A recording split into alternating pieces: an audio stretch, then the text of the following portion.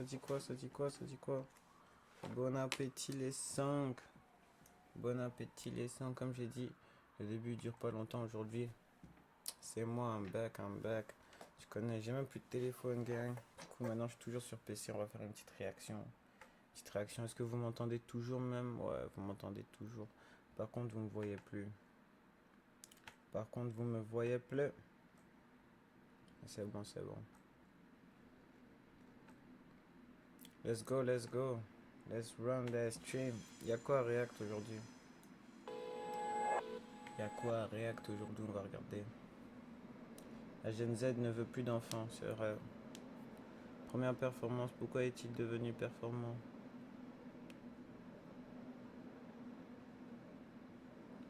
Je crois qu'on va regarder que la Gen Z ne veut plus d'enfants.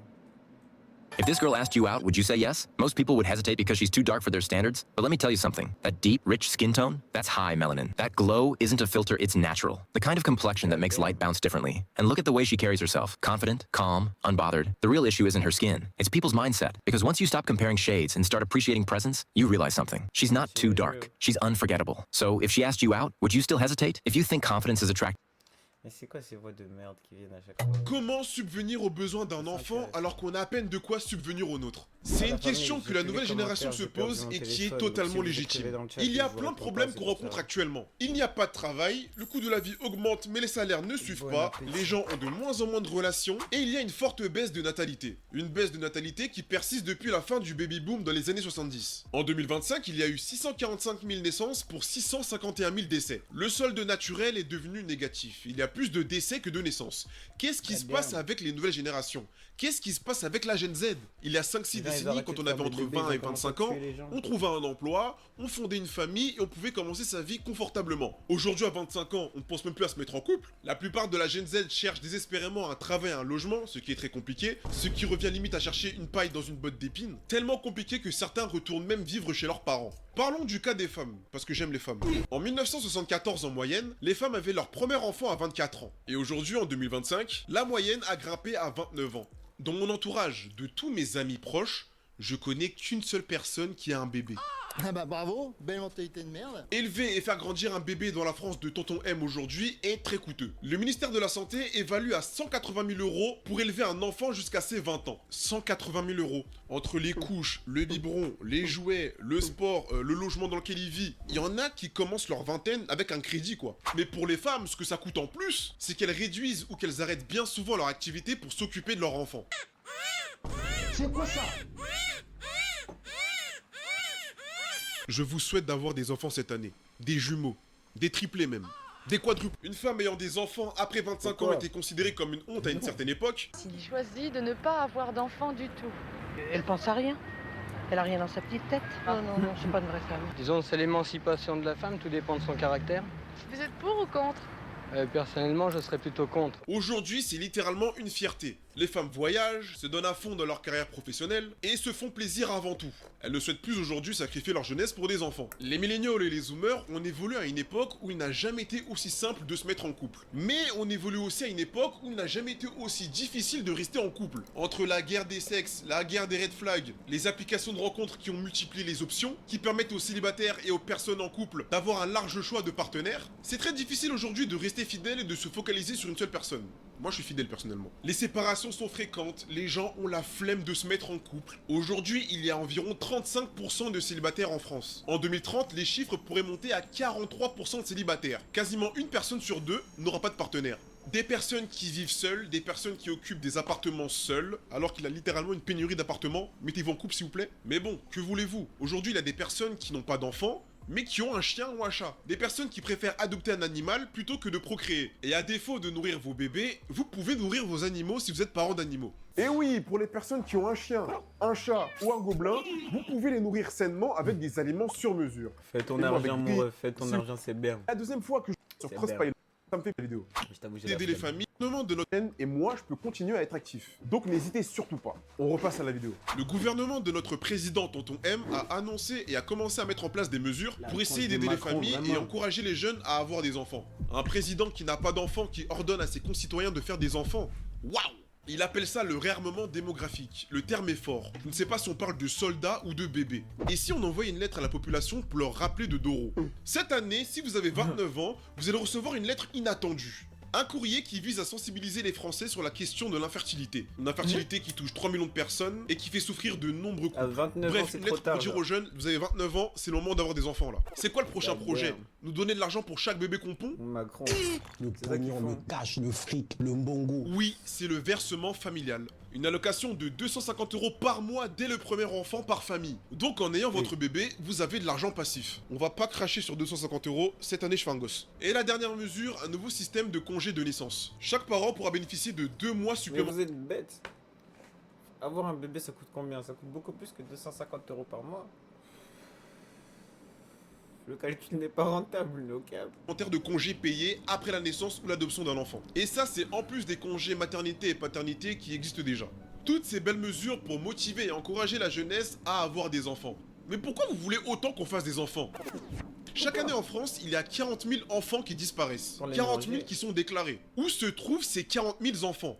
Peut-être que si ces enfants ne disparaissaient pas, on serait pas en pénurie d'enfants aujourd'hui. Mais bon, on sait depuis des années qu'il y a des élites qui adorent les enfants. Et encore pire, il y a des humains qui mangent des enfants sur des îles bizarres là. J'ai l'impression qu'on a peur qu'il n'y ait plus d'humains pour payer des impôts. Qu'il n'y ait plus d'humains pour cotiser. Plus d'humains pour financer les retraites des vieux.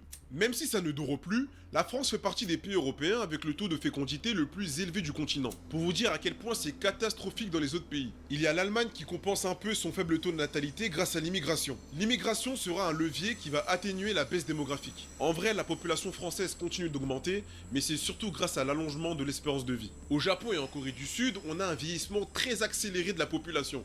Les marchés immobiliers excessivement chers, les semaines de travail pouvant aller jusqu'à 50 heures, le coût d'éducation et les inégalités entre les femmes et les hommes sont les causes qui ne motivent pas ces populations à faire des enfants. Les jeunes vivant dans les campagnes qui aspirent à trouver du travail vont se déplacer dans les villes et dans les campagnes ça va causer une baisse de la population, un vieillissement accéléré et une fermeture des écoles et des commerces. Mais pas que, il y a aussi des pénuries de médecins. Dans le fin fond du 77, lorsque vous roulez dans certains villages, vous arrivez à l'entrée du village et vous voyez une grosse banderole « Recherche médecin depuis 2022 ». Il n'y a pas de médecin là-bas. Tous les jeunes sont en train de partir. Je vais me pencher du côté de l'Afrique et je vais parler du Nigeria. Le Nigeria est le pays le plus fécond d'Afrique. 224 millions d'habitants et la population pourrait dépasser 350 à 400 millions d'habitants d'ici 2050, faisant de lui le troisième pays le plus peuplé du monde derrière l'Inde et la Chine. Et justement, l'explosion de naissances dans ce pays est un sujet qui inquiète. Et là, je sais, il y en a qui vont me dire « Gna Rocky, depuis le début de la vidéo, tu dis que la baisse de natalité est un problème. Alors pourquoi lorsque le Nigeria explose le compteur, c'est aussi un problème?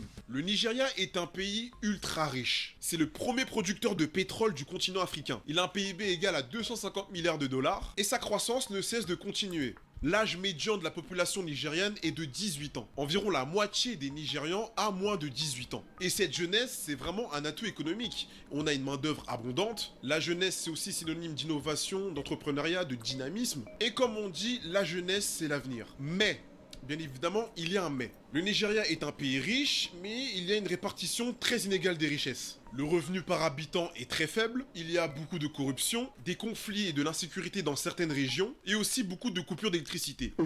Oui, là-bas, une fois par jour, l'électricité se coupe comme ça, d'un coup. Ton téléphone est à 1%, tu le branches pour le charger, comme par hasard, l'électricité va se couper à ce moment-là. Vous comprenez que la vie au Nigeria pour un grand monde est compliquée. Alors imaginez combien c'est difficile lorsque la population aura encore augmenté. Si le gouvernement, le pays ne transforme pas la jeunesse en force économique, il y aura tout simplement plus de gens qui souffriront dans le pays. Dans les pays émergents, les enfants ça représente une aide économique. Malheureusement, il y a des enfants qui vont travailler dès le plus jeune âge et qui vont aider leur famille. On peut ajouter qu'il n'y a pas de système de retraite solide et c'est les enfants qui vont, entre guillemets, prendre soin de leurs parents lorsqu'ils seront un peu plus vieux. Et c'est là où on comprend d'où vient la différence de natalité entre un pays développé et un pays émergent. Dans les pays émergents, un enfant c'est synonyme de sécurité. Dans le pays développé, un enfant c'est synonyme de coût élevé. Dans les pays émergents, les couples auront tendance à se marier plus tôt. Tandis que dans les pays développés, le mariage...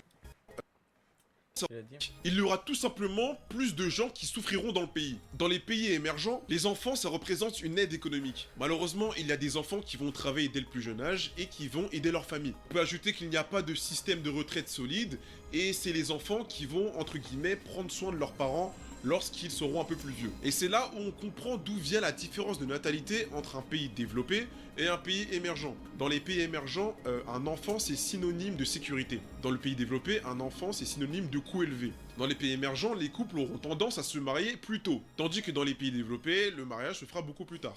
Dans les pays émergents, il n'y a pratiquement pas de système de retraite, tandis que dans les pays développés, la retraite est assurée. Pour l'instant.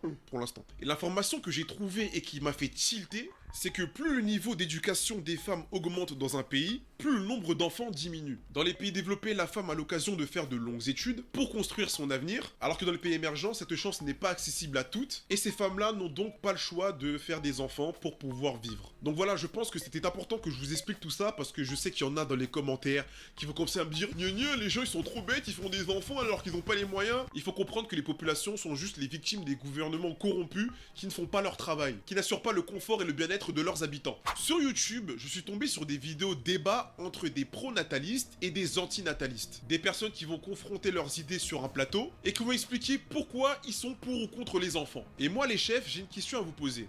Est-ce que le fait de ne pas vouloir d'enfants est un comportement égoïste? Il y a les boomers qui trouvent les nouvelles générations égoïstes, voire débiles, car elles ne souhaitent pas faire d'enfants. Et puis c'est tout le monde, c'est la nouvelle jeunesse qui assume plus ses responsabilités, c'est une jeunesse d'égoïste. C'est sûr que quand on a des enfants, on peut plus aller le week-end à Barcelone, on peut plus aller se bourrer la gueule le vendredi soir et le samedi soir. C'est pas vrai. C'est des contraintes. Moi j'ai 4 enfants qui ont entre 6 ans et 2 ans avec des jumelles entre les deux. Voilà. Oui, c'est sûr que le mode de vie change, mais ça fait partie de la vie, c'est ce qu'il faut apprendre. La dernière fois, quand vous avez interviewé des gens pour leur dire « Vous avez des enfants ?»« Ah non, mais vous comprenez, je peux pas acheter, donc je fais pas d'enfants. » Mais qui s'est posé ça? Moi, j'ai grandi à 7, dans 20 mètres carrés, on était 5 enfants.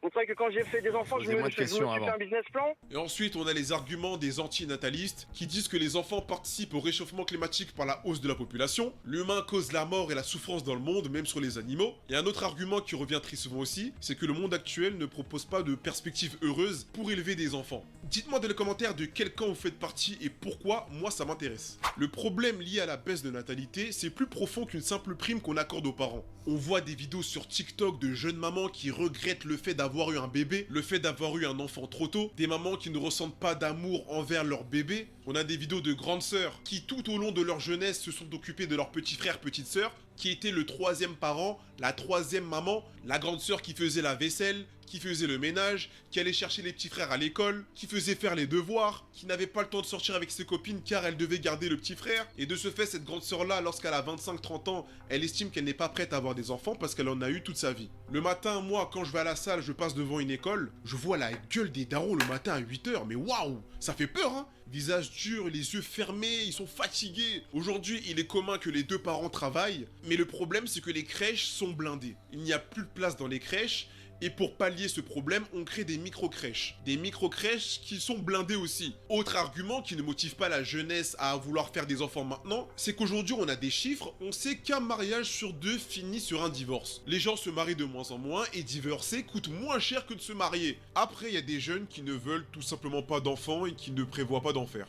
Vous savez, comme d'habitude, je cherche un business pour devenir millionnaire très rapidement. L'explosion de célibataires en France va créer une explosion d'adoption d'animaux, et moi je pense que c'est le moment d'investir en bourse. Je vais commencer à investir dans les croquettes d'animaux. Comme ça en 2030, je vais profiter des célibataires et devenir millionnaire. Les jeunes commencent précaires dans la vie active, et faire grandir des enfants dans la précarité alors qu'on peut prendre le temps de nous construire, de préparer notre avenir et attendre d'être à l'aise financièrement pour leur offrir un mode de vie confortable, est la meilleure des solutions. Et attendez, commencez pas dans les commentaires parce que je vous vois arriver, j'ai pas dit que les pauvres n'ont pas le droit de faire des enfants. C'est pas ce que j'ai dit. Ça va me sortir des oh là là, Rocky n'aime pas les enfants. La Gen Z n'a pas renoncé aux enfants. La Gen Z souhaite faire des enfants seulement lorsqu'elle sera financièrement et mentalement prête. Il faut faire en sorte que notre environnement soit propice à l'envie de faire des enfants. Rémunérer les parents seuls ou les femmes au foyer et surtout réduire la fiscalité immobilière. Parce qu'avoir des enfants et être SDF, je pense pas que ce soit la meilleure des idées. Alors la Gen Z, nous, on est prudents. On ne se précipite pas. On prend le temps. On pense à nous, on réfléchit, et dès qu'on sera prêt, on les fera à ses enfants. On arrive à la fin de la vidéo, j'ai quand même pas mal parlé. Pour les personnes qui se demanderaient si je suis prêt aujourd'hui à avoir un enfant, alors non. Pour le moment, je ne suis pas prêt. Si aujourd'hui mon bébé pleure, je pleure avec lui. Non, en réalité, pour le moment, j'ai vraiment pas le temps, en plus j'ai la flemme. Je pense que l'âge parfait où je pourrais avoir un enfant, ce serait 30 ans. Pour moi, 30 ans, c'est parfait. J'aurai suffisamment d'argent et j'aurai bien avancé dans mes projets. Un grand merci à Jafi de sponsoriser encore une fois cette vidéo. Si vous voulez nourrir vos animaux avec des aliments sur mesure et de qualité avec une réduction de 60%, allez chez chez Jafi, moi ça me soutient, moi ça me fait plaisir de vous faire plaisir. Bref, en tout cas, si la vidéo vous a plu, n'hésitez pas à laisser un petit commentaire parce que moi, comme d'habitude, je lis tous vos commentaires. Faites des enfants pour qu'ils puissent regarder mes vidéos YouTube et n'oubliez jamais, la réalité est un montage.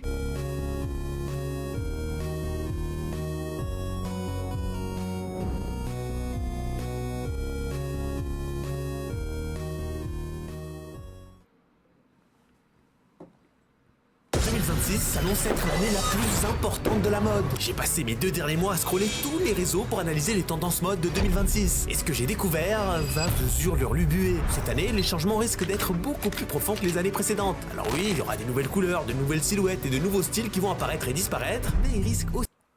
On a déjà vu ça le mob. On a vu ça avec Icy. Dommage, je tombe sur ça en retard.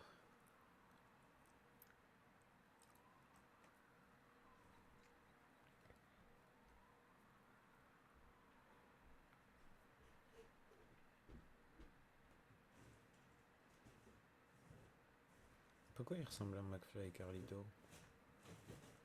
Il faut partir du principe que vaut mieux être dans les Epstein Files que de devoir de l'argent au fisc. Tu dois de l'argent au fisc, tu dois de l'argent à la plus grosse et terrifiante mafia du monde, elle va se faire fumer. En un Andorre, il y a 10% d'impôts, ces mecs-là ils payent moins d'impôts parce qu'ils ont payé un avocat fiscaliste de l'espace. Je ne veux pas donner mon argent à des fils de pute qui font des soirées chemsex ou à des mecs qui sont associés à des pédophiles comme Jack Lang. Ils entretiennent cette espèce d'illusion à leurs abonnés que je vais à Action, Moi j'assume, je vais à Action en lambeau et je m'en bats les couilles. Une phobie administrative is the new, j'ai fraudé le fisc.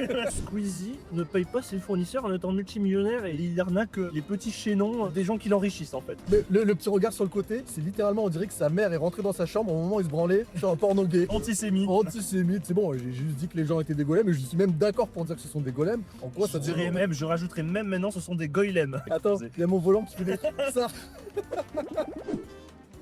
Balance ton quoi. Bon les gars, il y a une news qui est passée récemment. Oui. Angèle qui aurait mangé un contrôle fiscal je crois. Ouais. Ou elle devait de l'argent au fisc ou j'en sais rien. Et ça nous a amené en fait à une réflexion à Bruno. On s'est dit c'est vrai qu'il y a quelque chose qui est assez récurrent chez toutes ces grosses personnalités de gauche qui prennent des valeurs comme oui, il faut payer, il faut redistribuer l'argent aux pauvres et ainsi de suite. Mais pas leur pognon. Pas leur pognon. Bizarrement. Donc voilà, je connais pas les détails de cette affaire. Ah si, je sais ce qui s'est passé. Dis-nous. Alors, en fait, c'est très simple. Angèle est une Belge, Oui. donc beaucoup moins d'impôts en Belgique qu'en France. Il y a des impôts en Belgique aussi, mais Oui. vraiment qu'en France. Beaucoup moins. Et en fait, elle passe tellement de temps à Paris, vu que c'est un public francophone, que du coup, le fisc veut essayer de l'attraper, tu vois, par le col, en mode je vais te requalifier en tant que française parce que ça a passé plus de 6 mois en France. Elle a elle-même dit, je crois, en story.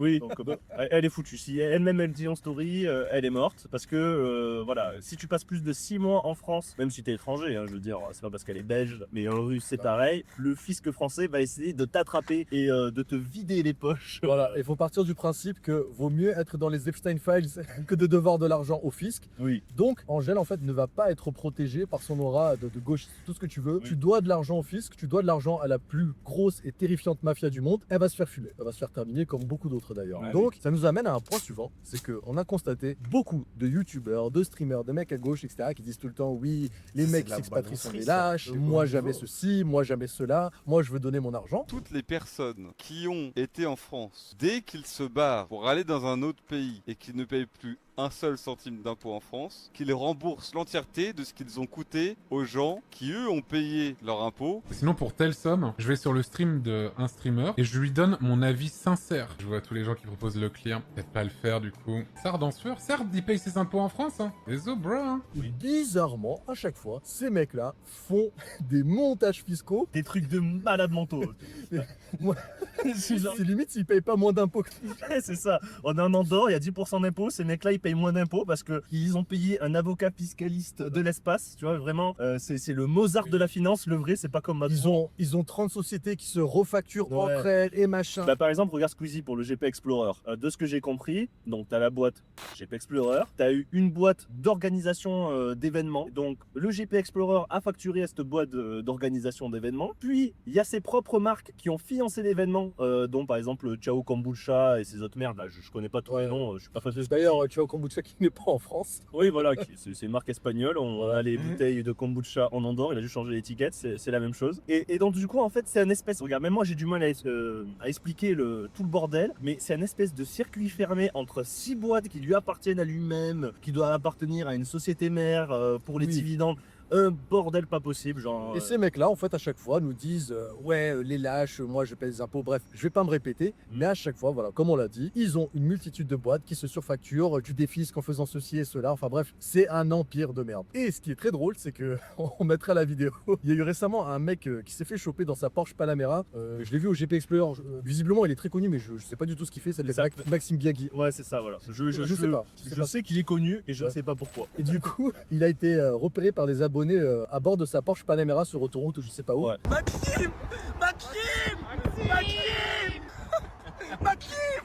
Ah ouais. D'ailleurs, c'est marrant parce qu'au début, je croyais que quand on en avait parlé, je croyais que c'était une Porsche 911, donc tu sais, c'est quand même beaucoup plus cher. Une Panamera, bon, vas-y, ça coûte de l'argent, mais voilà. Oui, mais ça coûte de l'argent, mais c'est pas une 911 ou une GT3 RS ou j'en sais rien, c'est pas une supercar. Oui, mais il s'est fait du coup filer par ses abonnés et au lieu de flex en mode ouais les gars, il est en mode oh mon dieu, comme si en fait c'était Antoine Daniel qui voulait se faire choper. Non mais on aurait dit qu'il s'était fait choper le froc en bas, en train de se faire sucer par un trans au bois de Boulogne. Ouais, c'est ça, tu vois. Ou carrément, il y a la vidéo avec le temple d'Epstein derrière, tu sais, sur les. Genre vraiment, il était là en mode oh merde, littéralement. Mais le petit regard sur le côté, c'est littéralement, on dirait que sa mère est rentrée dans sa chambre au moment où il se branlait sur un porno gay. Tu voyais en fait la honte sur son visage. Mais pourquoi? Parce que tout simplement, ces mecs-là savent très bien que l'argent qu'ils génèrent ne leur est pas dû. C'est-à-dire qu'ils savent au fond que c'est la honte de générer autant d'argent, de subventions, de marques qui te payent des millions pour en fait de la merde concrètement. Et en fait, ils veulent continuer de faire leur RP adolescents qui n'ont pas trop de thunes auprès de leur audience de merde. Et c'est pour ça en fait qu'ils ont honte. Ils se cachent tout simplement parce que ils entretiennent cette espèce d'illusion à leurs abonnés que on est ensemble, on est un truc. Je vais à Action, lol, tu vois, genre. Action en plus c'est mon délire, faut pas me le voler. C'est ça, faut pas moi j'assume, je vais à Action en Lambeau et je m'en bats les couilles. Mais eux c'est ouais les gars, tu sais, ils prennent toujours en plus avec des baguilles dégueulasses, vraiment l'adolescent de merde que t'as envie de gifler. Enfin bref, tout ça pour dire qu'une fois qu'ils coupent le stream, ils sont derrière leur appartement haussmanien, derrière leur porte blindée. Ils remettent leur Rolex. Ouais, c'est ça. Genre... Arrêtez. En fait, il y en a vraiment marre de cette hypocrisie de merde chez tous ces mecs de gauche là. Juste, de toute façon, comme le dit mon père, tu fais de la thune, tu fais des trucs, mais va pas chier sur les gens, par exemple, qui sont expatriés comme nous. Quand tu fais pire. Parce que nous, moi je considère même pas qu'on fait quelque chose de mal. Parce que nous, c'est assumé, on s'expatrie. Je ne veux pas donner mon argent à des fils de pute qui font des soirées chemsex ou à des mecs qui sont associés à des pédophiles comme Jack Lang. Et surtout, pour rappel, on n'a pas eu trop le choix à la base de se barrer de la France parce que, à la différence de ces enculés, nous on s'est fait fermer nos comptes bancaires parce qu'on a ouvert nos gueules. Voilà, on s'est fait fermer nos comptes bancaires. Il y a d'autres oppressions qu'on peut pas citer là en vidéo. Mais rien que les comptes bancaires, pour savoir en fait quelle est l'incidence d'avoir ces comptes fermés, c'est que tu peux plus faire de crédit, tu peux pas faire d'emprunt, vivre en fait avec des comptes bancaires en ligne. Déjà, il faut savoir que c'est même pas de vraies banques, donc ton argent n'est pas spécialement sécurisé. En fait, concrètement, on te pousse à la sortie. Et tout notre argent vient d'Internet. Donc, comment tu veux que Google nous paye nos revenus YouTube, Stripe, les plateformes de paiement, ils vont pas nous envoyer des chèques par la poste. Il n'y a pas option sur ces sites Internet, envoyer un chèque ou envoyer une mallette de billets. Non, mais comme je dis, même demain, tu veux faire de l'investissement, tu veux faire fructifier ton patrimoine, tu ne peux pas. Par exemple, sur N26, tu peux emprunter au maximum 50 000 euros. Ouais. Et qu'est-ce que tu fais avec 50 000 euros? T'achètes la 3008 et... Tu fais une partie de la Panamera de Maxime Biagui. D'ailleurs, j'ai vu que récemment, on met des surcouches à Antoine Daniel depuis quelques jours, mais bon, c'est pas grave. Il aurait une phobie administrative. Une phobie administrative is the new, j'ai fraudé le fisc. C'est ça. Il doit 50 000 euros à l'URSSAF. Donc quand tu dois 50 000 euros à l'URSSAF, partons du principe qu'il a une boîte, donc il n'a pas du tout déclaré environ 100 000 balles. Environ. Non, plus, parce que l'URSSAF, ils te prennent 22% de tes revenus. Donc ça dépend, je sais pas s'il était en auto-entreprise. Après, j'avoue, ça dépend. Mais potentiellement, il n'aurait pas déclaré... Non, l'URSSAF, c'est les cotisations sociales, c'est 22%, donc s'il doit... 25 maintenant, je crois, 25. Ouais, c'est encore plus simple de calculer, ça veut dire que concrètement, il a déclaré 200 000 euros de revenus ou il s'est versé 200 000 euros et il est obligé de déclarer. Voilà, Antoine Daniel n'a pas voulu donner de l'argent à des OQTF, à des associations pro-migrants. Non, Antoine Daniel... À des associations de défense contre les violences sexuelles faites aux femmes. Antoine Daniel serait droit en off. Franchement, moi je trouve ça basé pas payer d'impôts. Après... Ah franchement, Antoine Daniel basé, on te valide. Tu fais partie de l'extrême droite avec nous maintenant.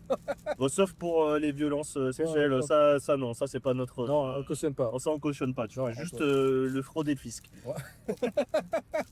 Bon, après, il y avait un bail avec Squeezie, comme quoi il devait 100 000 € à son fournisseur, il payait pas son fournisseur, il a perdu son procès, je sais pas trop ce qu'il en est. Ah ouais, donc tu es en train de me dire que Squeezie ne paye pas ses fournisseurs en étant multimillionnaire et il arnaque les petits chaînons des gens qui l'enrichissent en fait. Donc les travailleurs, les mecs qui ont fait les t-shirts et tout. Ça mérite une enquête plus approfondie. Oui. Moi, ce qui m'étonne, c'est que Squeezie est perdu justement contre son fournisseur, alors que, je suis désolé, Squeezie a fait partie de puissances mondiales. Je sais que Squeezie est derrière Israël. Squeezie est financé par le Mossad. Non, je rigole. En vrai, quand même, c'est le devant de la scène du Sahel, hein, apparemment. Non, bah, si je parle comme ça de Squeezie, c'est du second degré. Hein. Oui. Mais ça me fait rire parce que Squeezie, Webedia, toute cette clique-là, ont réussi à faire en sorte de transformer des mecs ultra racistes en putain de zémel. Voilà. Ouais. Si j'emploie le mot de manière maghrébine, voilà, je vais te dire le terme, c'est que j'aimerais parler en fait de deux maghrébins. Je veux pas citer leur nom, je suis pas dans le name dropping parce qu'à l'époque, voilà, j'aimais bien un peu, tu vois, leur délire, mais là, je comprends pas la tangente qu'ils ont prise. Ah là, c'est Zebeltoff, là. Oui, c'est Zebeltoff. En gros, ça allait Joubez. Ça allait. En gros, c'est deux top streamers français maghrébins, mais les mecs qui font des stats de fou furieux, qui à l'époque balançaient des vannes racistes. Et parfois, c'était même pas des vannes, hein. Ouais, parfois, c'était ta gueule le sale noir. Tu vois, c'était comme ça. Ouais. Et aujourd'hui, ils sont rentrés chez Webedia, leur passé, leur body count a été oublié, a été effacé, tu vois. Genre, ils ont fait une chirurgie reconstructive de l'humaine. Alors que, honnêtement, ils ont balancé des trucs mais 1000 fois pire que nous. Parce que nous, ça a été que des vannes, tu vois, en plaisant, de humour noir. J'ai jamais balancé ça le noir. Ah ouais. Sauf peut-être une fois au chalet. Comme Antoine Daniel. Enfin bref. Et du coup, ces mecs-là sont rentrés au sein de Webedia. Ouais. Ils se sont fait raser les couilles. Zémélifier au plus haut point. Ouais. Et là, en fait, je sais pas vraiment la puissance de Webedia, la puissance de Squeezie et ce qu'il y a au-dessus de Squeezie.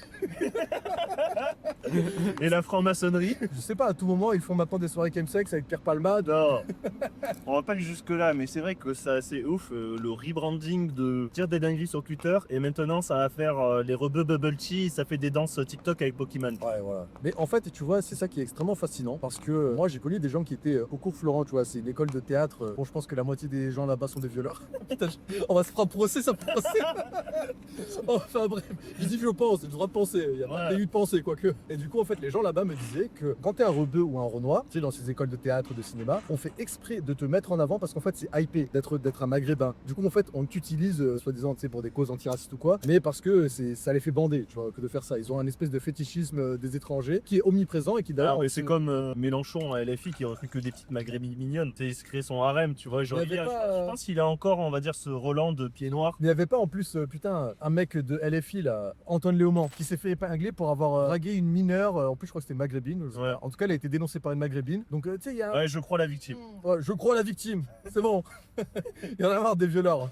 Donc ouais, c'est vrai que t'as toute cette sphère de Webedia qui arrive à redonner une virginité à certaines personnes. Et par exemple, nous, on va pas nous pardonner pour des conneries. Je me souviens, il y avait même eu des articles à l'époque sur moi pour des bêtises où je disais, par exemple, à l'époque sur GTA, tu pouvais tuer des putes et récupérer ton argent après les avoir baisés. Genre, c'est une blague sortie hors du contexte. Enfin, même, en fait, je vois même pas pourquoi il y a un article sur ça. Et quand ça balance des salles noires sur Twitter, là, c'est bon, tu es blanchi. Moi, dis-toi, j'ai mangé un article aussi. Parce que dans mes vidéos, j'avais utilisé le terme golem. Golem, dans la religion juive, c'est voilà la statue qui avait marque sur le front. Bref, on l'a compris, qui est utilisée en fait pour servir les dessins de bref. Et bon. Ça fait beaucoup de bref, tu veux pas aller jusqu'au bout des choses. Non, mais voilà. J'ai utilisé parce qu'il y avait un ressort comique derrière. Oui. Et j'ai mangé un article de Street Press qui disait Valek, le précurseur de la fachosphère. Antisémite. Antisémite. C'est bon, j'ai juste dit que les gens étaient des golems, mais je suis même d'accord pour dire que ce sont des golems. En quoi je rajouterais même maintenant, ce sont des goylems. C'est mérité, je dirais, c'est mérité. Ouais. Donc tout ça pour dire que le traitement médiatique qu'on a nous est totalement disproportionné par rapport à ces types-là. Par exemple, il y a eu l'histoire avec Squeezie, son frère avait lancé un scam crypto. Un scam crypto NFT. Et je crois qu'il y a un scam pour plus de 1 million. Ouais, c'est le prix, j'ai dit là, ils ont scamé 1 million à la communauté Squeezie parce que c'est Squeezie qui a partagé le projet de son frère. Voilà. Et on n'entend pas parler. Est-ce que Squeezie n'aurait pas... Il y a Netflix qui le finance, Durex, à son GP Explorer de merde, tu vois. Mais tu peux scammer pour 1 million comme ça et ne pas être inquiété. Donc c'est pour ça que je me pose des questions. Est-ce que Squeezie n'aurait pas des liens Ah non, fais gaffe. Sinon, on va nous désactiver nos frères à distance là sur le RS6. On va se foutre dans le décor.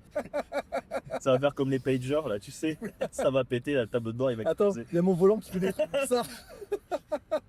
C'est en train de devenir un sapin de Noël, il y a tous les voyants allumés là. Il y a une espèce de rappel d'une voiture, je sais plus laquelle, où le volant en fait arrêtait pas de mettre des coups Ah comme putain, ça. c'était... Oui, j'ai vu. Donc c'est possible d'avoir ce genre de bug. Ouais, à distance, bizarrement, le volant qui se bloque à gauche, voilà, en plein milieu d'un virage. C'est ça. Donc voilà, Squeezie est une très bonne personne et je n'ai rien contre lui. Mais j'aimerais juste quand même qu'il s'explique sur le scam à 1 million de crypto et sur les 100 000 euros qu'il a pas payé à ses prestataires.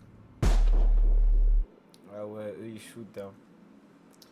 Eux ils shootent la famille, ils en ont rien à foutre. C'est pour ça on leur a bloqué leur compte. J'ai entendu même Théo Malini lui a bloqué son compte. Je sais même pas pourquoi en vrai. Hein. Mais bon, l'écran il bug. Tout ça pour vous dire au revoir à ma gueule. Tout ce que je voulais c'était vous dire au revoir. Ouais, c'est bon, je suis là la famille. Peace la famille. On se voit ce soir ou demain. Hein. Vas-y, let's go.